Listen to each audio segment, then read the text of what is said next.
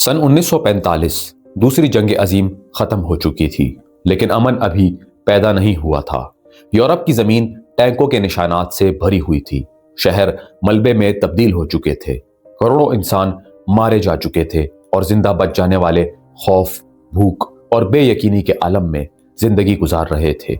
Germany शिकस्त खा चुका था। इटली की फाशिस्ट हुकूमत खत्म हो चुकी थी। जापान पर एटम बम गिर चुका था। मगर जंग का इख्तिताम दरअसल एक नई आलमी कशमकश का आगाज बन रहा था। दुनिया के ताकत के तवाजुन में एक बुनियादी तब्दीली आ चुकी थी। बरतानिया और फ्रांस जैसे पुराने साम्राज्य ताकतें कमजोर हो चुकी थी।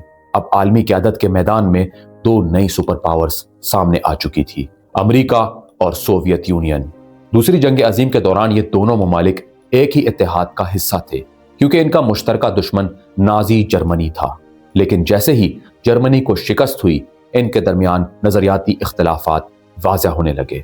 अमेरिका सरमायादाराना जमहूरियत का हामी था, जहां निजी मलकियत, आज़ाद मंडी और सियासी कसरतियत को बुनियादी असूल समझा जाता था। इसके बरक्स सोवियत यूनियन कम्युनिस्ट नजरिए पर कायम था, जहां रियासत तमाम बड़े वसाइल पर कंट्रोल रखती थी और एक जमाती निज़ाम राइज था। ये सिर्फ सियासी फर्क नहीं था, बल्कि दो मुख्तलिफ नजरियात की आलमी सतह पर बरतरी की जंग थी। जब जंग खत्म हुई तो सोवियत रेड आर्मी मशरकी यूरोप के बड़े हिस्से में मौजूद थी। पोलैंड, हंगरी, रोमानिया, बल्गारिया और मशरकी जर्मनी में सोवियत अफवाज का असर कायम हो चुका था। इब्तिदा में सोवियत क़यादत ने वादा किया था कि इन ममालिक में आज़ाद इंतखाबात करवाए जाएंगे, लेकिन जल्द ही वहां प्रो सोवियत हुकूमतें कायम कर दी गई। मगरबी ताकतों ने इसे सोवियत तौसी पसंदी की इब्तिदा समझा। अमेरिका को खदशा था कि अगर ये अमल जारी रहा तो पूरा यूरोप कम्युनिज्म के ज़ेर असर आ सकता है। 1946 में बरतानिया के साबिक वजीर आज़म विंस्टन चर्चिल ने अमेरिका के शहर फिलिटन में एक तकरीर की, जिसमें उन्होंने कहा कि यूरोप पर आहनी पर्दा गिर चुका है। ये जुमला दरअसल इस हकीकत की अलामत था कि यूरोप दो हिस्सों में तकसीम हो चुका है। एक तरफ वो ममालिक थे जो अमेरिका और मगरबी जमहूरी निज़ाम के साथ खड़े थे, और दूसरी तरफ वो इलाके थे जो सोवियत असर में आ चुके थे। ये वो लम्हा था जब सर्द जंग की बुनियाद पड़ी। अगरचा बाज़ाब्ता जंग कभी ऐलान के साथ शुरू नहीं हुई। अमेरिका की पॉलिसी इस वक्त तक बड़ी हद तक तन्हाई पसंद थी। पहली जंग अजीम के बाद अमेरिका ने यूरोपी सियासत से दूर रहने की कोशिश की थी, लेकिन दूसरी जंग अजीम ने यह साबित कर दिया कि यूरोप में अदम इस्तेहकाम बिलाखिर अमेरिका को भी मुतासिर कर सकता है। अब वाशिंगटन में पॉलिसी साजों ने यह फैसला किया कि वो यूरोप को दोबारा सियासी और माशी तौर पर मुस्तहकम करने में फाल किरदार अदा करेंगे। इसी पस मंजर में 1947 में सदर हैरी ट्रूमैन ने एक तारीखी ऐलान किया, जो बाद में ट्रूमैन डॉक्ट्राइन के नाम से मशहूर हो गया। इस पॉलिसी का बुनियादी मकसद कम्युनिज्म के फैलाव को रोकना था। अमेरिका ने यूनान और तुर्की को माली और फौजी मदद फराहम करने का ऐलान किया, ताकि वो सोवियत असर से महफूज रह सके। ये दरअसल अमेरिकी खारजा पॉलिसी में एक बुनियादी तब्दीली थी। अब अमेरिका खुलकर सोवियत तोसी के खिलाफ खड़ा हो रहा था। इसी साल एक और अहम कदम उठाया गया, जिसे मार्शल प्लान कहा जाता है। अमेरिकी वजीर खारजा जॉर्ज मार्शल ने तजवीज़ दी कि अमेरिका यूरोप की माशी बहाली के लिए बड़े पैमाने पर माली इमदाद फराहम करेगा। इस मंसूबे के तहत अरबों डॉलर मगरबी यूरोप ममालिक को दिए गए, ताकि वो अपनी सनतें बहाल कर सके, रोजगार पैदा हो और माशी इस्तेहकाम वापस आए। अमेरिका का ख्याल था कि अगर यूरोप माशी तौर पर मजबूत होगा तो वहाँ कम्युनिज्म के लिए जगह कम रह जाएगी। माशी तबाही अक्सर तनहा पसंद नजरियात को जन्म देती है, और वाशिंगटन इस खतरे को कम करना चाहता था।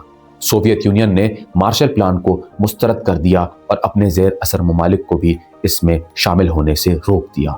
इस तरह यूरोप की तकसीम मजीद वाज़िया हो गई। मगरबी यूरोप अमरीकी इमदाद से तरक्की की तरफ बढ़ने लगा, जबकि मशरकी यूरोप सोवियत ब्लॉक का हिस्सा बनता गया।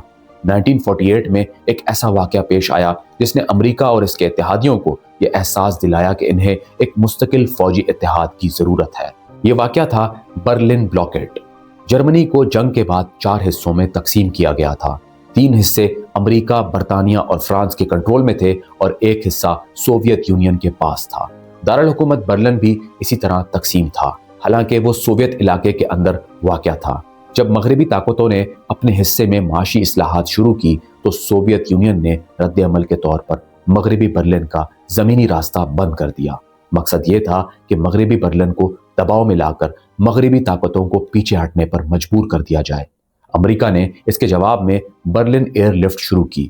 تقریباً 1 سال تک امریکی اور برطانوی طیارے روزانہ ہزاروں ٹن خوراک، ایندھن اور ضروری سامان برلن پہنچاتے رہے۔ یہ ایک غیر معمولی فضائی آپریشن تھا۔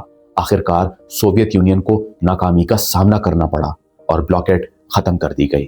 لیکن اس واقعے نے مغربی دنیا کو یہ پیغام دے دیا کہ سوویت یونین کے ساتھ کشیدگی کسی بھی وقت بڑے تصادم میں بدل سکتی ہے۔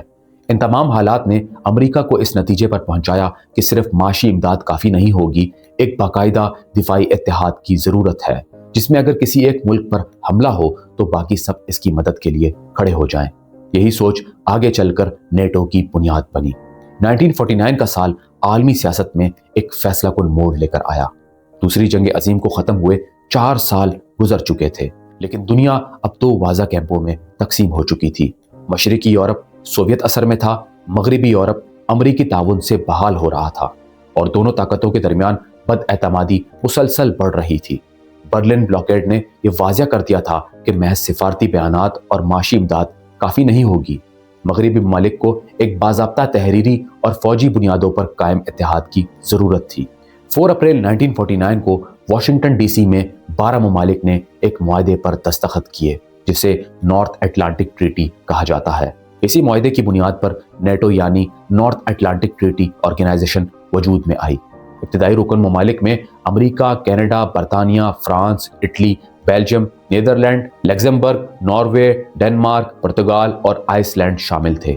یہ صرف ایک سیاسی اتحاد نہیں تھا، بلکہ ایک دفاعی معاہدہ تھا، جس کا بنیادی مقصد اجتماعی تحفظ فراہم کرنا تھا۔ نیٹو کے معاہدے کا سب سے اہم حصہ آرٹیکل 5 تھا۔ اس آرٹیکل کے مطابق اگر کسی ایک رکن ملک پر حملہ ہوتا ہے تو اسے تمام رکن ممالک پر حملہ تصور کیا جائے گا۔ اس کا مطلب یہ تھا کہ اگر سوویت یونین کسی ایک یورپی ملک پر حملہ کرتا تو امریکہ براہ راست اس جنگ میں شامل ہو جاتا۔ یہ شک دراصل نیٹو کی روح تھی۔ اسی نے اس اتحاد کو ایک طاقتور دفاعی ڈھانچہ بنا دیا۔ امریکہ کے لیے یہ ایک تاریخی قدم تھا، کیونکہ اس سے پہلے وہ یورپ میں مستقل فوجی اتحاد کا حصہ نہیں رہا تھا۔ پہلی جنگ عظیم کے بعد امریکہ نے لیگ آف نیشنز میں شامل ہونے سے بھی انکار کر دیا تھا، لیکن 1949 میں صورتحال مختلف تھی۔ واشنگٹن نے یہ فیصلہ کر لیا تھا کہ یورپ کا استحکام امریکی قومی سلامتی سے براہ راست جڑا ہوا ہے۔ نیٹو کے قیام کا ایک اور مقصد مغربی یورپ کو نفسیاتی تحفظ فراہم کرنا تھا۔ جنگ کے بعد فرانس اور برطانیہ کمزور ہو چکے تھے۔ انہیں خوف تھا کہ اگر سوویت یونین نے مغربی یورپ کی طرف پیش قدمی کی تو وہ تنہا مقابلہ نہیں کر سکیں گے۔ امریکہ کی شمولیت نے اس خوف کو کم کیا اور مغربی یورپ کو اعتماد دیا کہ وہ اکیلے نہیں ہیں۔ اسی دوران ایک اور اہم سوال سامنے آیا، جرمنی کا کیا ہوگا؟ جرمنی جنگ کا سبب بھی رہا تھا اور یورپ کے قلب میں واقع بھی تھا۔ اگر جرمنی کو مکمل طور پر کمزور رکھا جاتا تو یورپ کا دفاع مشکل ہو جاتا، اور اگر اسے دوبارہ طاقت دی جاتی تو پرانی تاریخ دہرائے جانے کا خطرہ موجود تھا۔ نیٹو نے اس مسئلے کا حل یہ نکالا کہ مغربی جرمنی کو کنٹرول شدہ طریقے سے مغربی اتحاد میں شامل کیا جائے۔ 1955 میں مغربی جرمنی نیٹو کا رکن بنا، جس سے مغربی دفاعی ڈھانچہ مزید مضبوط ہوا۔ نیٹو صرف روایتی فوجی اتحاد نہیں تھا، اس میں کمانڈ کا ایک مربوط نظام بنایا گیا۔ سپریم الائیڈ کمانڈر یورپ کا عہدہ قائم کیا گیا، جس پر ہمیشہ ایک امریکی جنرل تعینات کیا جاتا تھا۔ اس کا مقصد یہ تھا کہ فوجی حکمت عملی مربوط اور فوری فیصلوں کے قابل ہو۔ امریکہ نے یورپ میں مستقل فوجی اڈے قائم کیے، فوج تعینات کی اور دفاعی منصوبہ بندی کو مشترکہ بنایا۔ 1950 کی دہائی میں سرد جنگ مزید شدت اختیار کر گئی۔ 1950 میں کوریا کی جنگ چھڑ گئی، جہاں شمالی کوریا کو سوویت یونین اور چین کی حمایت حاصل تھی، جبکہ جنوبی کوریا کو امریکہ اور اس کے اتحادیوں کی۔ اس جنگ نے مغربی دنیا کو یقین دلایا کہ کمیونزم صرف یورپ تک محدود نہیں بلکہ عالمی سطح پر پھیل رہا ہے۔ نتیجتاً نیٹو نے اپنی فوجی تیاریوں میں اضافہ کیا۔ اسی دوران ایک اور اہم عنصر سامنے آیا، جوہری ہتھیار۔ امریکہ نے 1945 میں ایٹم بم استعمال کیا تھا، لیکن 1949 میں سوویت یونین نے بھی اپنا پہلا ایٹمی تجربہ کر لیا۔ اب دونوں طاقتوں کے پاس تباہ کن صلاحیتیں موجود تھیں۔ اس صورتحال نے نیوکلیئر ڈیٹرنس یعنی جوہری باز رکھنے کی حکمت عملی کو جنم دے دیا۔ امریکہ نے نیٹو کے تحت یورپ کو اپنی جوہری چھتری فراہم کی۔ اس کا مطلب یہ تھا کہ اگر سوویت یونین نے نیٹو کے کسی ملک پر حملہ کیا تو امریکہ جوہری رد عمل بھی دے سکتا ہے۔ इस हिकमत अमली को बाद में म्यूचुअल एश्योर्ड डिस्ट्रक्शन कहा गया, यानी अगर एक ने हमला किया तो दोनों तबाह हो जाएंगे। ये तवाज़ुन दरअसल खौफ के जरिए अमन कायम रखने की कोशिश थी। बराह रास्त जंग न होने की बड़ी वजह यही जौहरी तवाज़ुन था। नेटो का मकसद सोवियत यूनियन पर हमला करना नहीं बल्कि इसे रोकना था। यही वजह है कि नेटो को एक दिफाई इत्तेहाद कहा जाता है। 1955 में सोवियत यूनियन ने भी अपने इत्तेहादी ममालिक के साथ वारसो पैक्ट कायम किया। ये नेटो का मशरकी जवाब था। अब यूरोप बाज़ाब्ता तौर पर दो फौजी ब्लॉक्स में तकसीम हो चुका था, एक तरफ नेटो, दूसरी तरफ वारसो पैक्ट। दोनों के दरमियान बराह रास्त जंग नहीं हुई, लेकिन प्रॉक्सी जंगें, असलहे की दौड़ और सियासी कशीदगी जारी रही। नेटो ने मगरबी यूरोप में इस्तेहकाम पैदा करने में अहम किरदार अदा किया। इस इत्तेहाद की मौजूदगी ने फ्रांस और जर्मनी जैसे ममालिक को बाहमी ताउन की तरफ माइल किया, जो बाद में यूरोपीय यूनियन की बुनियाद बना। अमेरिका की मुस्तकिल मौजूदगी ने मगरबी यूरोप को यह यकीन दिलाया कि वह सोवियत दबाव के सामने कमजोर नहीं पड़ेगा। 1989 में बर्लिन की दीवार गिर गई। ये सिर्फ एक दीवार का गिरना नहीं था, बल्कि सर्द जंग के एक पूरे अहद का इख्तिताम था। मशरकी यूरोप में कम्युनिस्ट हुकूमतें एक के बाद दीगरे खत्म होने लगी। 1991 में सोवियत यूनियन बाज़ाब्ता तौर पर टूट गया। दुनिया की वो दूसरी सुपर पावर जिसके खौफ ने नेटो को जन्म दिया था, अब वजूद में नहीं रही थी। इस मौके पर एक बुनियादी सवाल सामने आया, जब सोवियत खतरा खत्म हो चुका है तो क्या नेटो की जरूरत बाकी है? बहुत से माहिरीन का ख्याल था कि नेटो अब गैर जरूरी हो जाएगा और शायद तहलील कर दिया जाए, लेकिन ऐसा नहीं हुआ। इसके बरक्स नेटो ने खुद को नए हालात के मुताबिक ढाल लिया।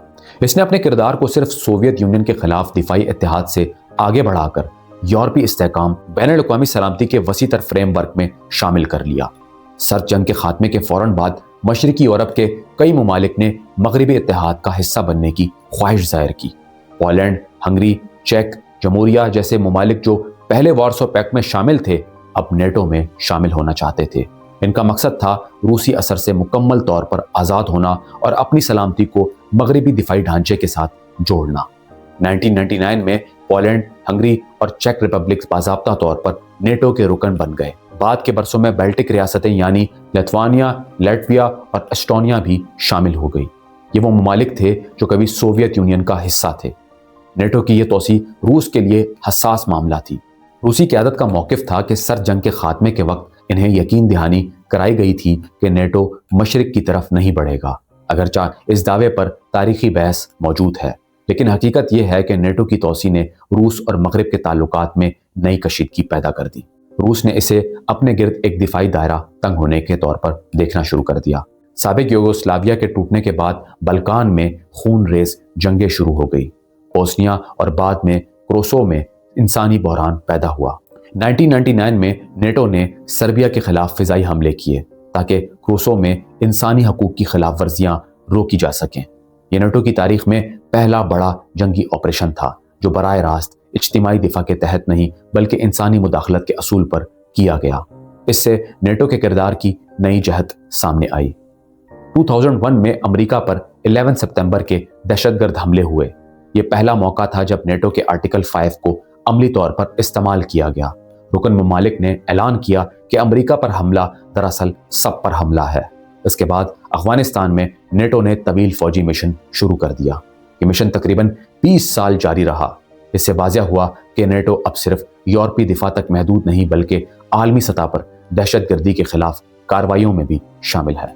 वक्त के साथ नेटो ने अपने दायरा कार में साइबर सिक्योरिटी, हाइब्रिड वारफेयर और जदीद दिफाई टेक्नोलॉजी को भी शामिल कर लिया। अब खतरात सिर्फ टैंकों और फौजी दस्तों तक महदूद नहीं बल्कि साइबर हमलों, मालूमाती जंग और मिसाइल टेक्नोलॉजी तक फैल चुके थे। 2022 में रूस ने यूक्रेन पर हमला कर दिया। अगरचा यूक्रेन नेटो का रुकन नहीं था, लेकिन इस वाक़े ने यूरोप में एक बार फिर जंग का खतरा जिंदा कर दिया। नेटो ममालिक ने यूक्रेन को फौजी और माली मदद फराहम की, जबकि मशरकी यूरोप में अपनी फौजी मौजूदगी बढ़ा दी। फिनलैंड 2023 में नेटो का रुकन बन गया और स्वीडन ने भी शमूलियत का अमल मुकम्मल किया। ये दोनों ममालिक तवील अरसे तक गैर जानिबदार रहे थे, लेकिन रूसी इक़दामात ने इन्हें नेटो में शामिल होने पर मजबूर कर दिया। इससे जाहिर होता है कि नेटो आज भी यूरोपीय सलामती के मरकज़ में मौजूद है। अब सवाल यह है कि अमेरिका के लिए नेटो की अहमियत क्या है। सबसे पहली बात यह कि नेटो अमेरिका को यूरोप में मुस्तकिल स्ट्रेटेजिक मौजूदगी फराहम करता है।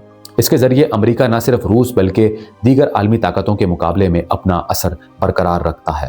دوسرا یہ کہ نیٹو امریکہ کو اپنے اتحادیوں کے ساتھ مشترکہ فوجی منصوبہ بندی اور انٹیلیجنس شیئرنگ کا نظام دیتا ہے۔ تیسرا یہ کہ نیٹو مغربی دنیا کی سیاسی یکجہتی کی علامت ہے۔ ناقدین کا موقف ہے کہ نیٹو کی توسیع نے روس کو اشتعال دلایا اور یورپ میں نئی کشیدگی پیدا کر دی۔ کچھ امریکی پالیسی ساز بھی سوال اٹھاتے رہے کہ امریکہ کو یورپی دفاع میں اتنا بڑا کردار کیوں ادا کرنا چاہیے، لیکن حامیوں کا کہنا ہے کہ نیٹو نے پچھلے 7 دہائیوں میں یورپ میں بڑے پیمانے کی جنگ کو روکے رکھا ہے اور یہی اس کی سب سے بڑی کامیابی ہے۔ اگر ہم مکمل تصویر دیکھیں تو نیٹو کا قیام 1949 میں ایک مخصوص خطرے کے جواب میں ہوا تھا، لیکن وقت کے ساتھ اس نے خود کو بدلتے حالات کے مطابق ڈھال لیا۔ اس نے سرد جنگ میں طاقت کے توازن کو برقرار رکھا، سوویت توسیع کو محدود کیا، مغربی یورپ کو استحکام دیا اور بعد میں دہشت گردی اور علاقائی تنازعات میں کردار ادا کیا۔ اس پوری کہانی کا مرکزی نقطہ یہ ہے کہ امریکہ نے نیٹو اس لیے بنایا کیونکہ اسے یقین تھا کہ یورپ کا استحکام اس کی اپنی سلامتی سے جڑا ہوا ہے۔